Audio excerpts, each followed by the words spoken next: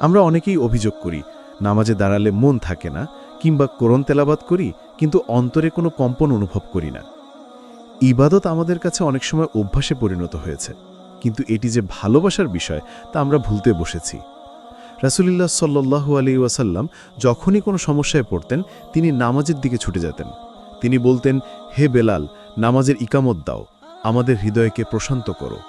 চিন্তা করুন, নামাজ ছিল তাদের জন্য বিশ্রামের জায়গা, আর আমাদের জন্য তা অনেক সময় তাড়াহুড়া করে শেষ করার বিষয় হয়ে দাঁড়িয়েছে। ভালোবাসার সম্পর্ক থেকে ইবাদত। ইবাদত প্রিয় হওয়ার প্রথম শর্ত হলো যার ইবাদত করছি তাকে চেনা এবং ভালোবাসা। আপনি যখন কাউকে মন থেকে ভালোবাসেন তখন তার সাথে কথা বলতে কি আপনার ক্লান্তি লাগে? ঘন্টার পর ঘন্টা কথা বললেও মনে হয় সময়টা যেন কম হয়ে গেল। আল্লাহর সাথে আমাদের সম্পর্কটা কি এমন? ইমাম ইবনুল কাইয়িম রাহিমাহুল্লাহ বলেছেন, অন্তর যখন আল্লাহর ভালোবাসায় পরিপূর্ণ থাকে তখন ইবাদত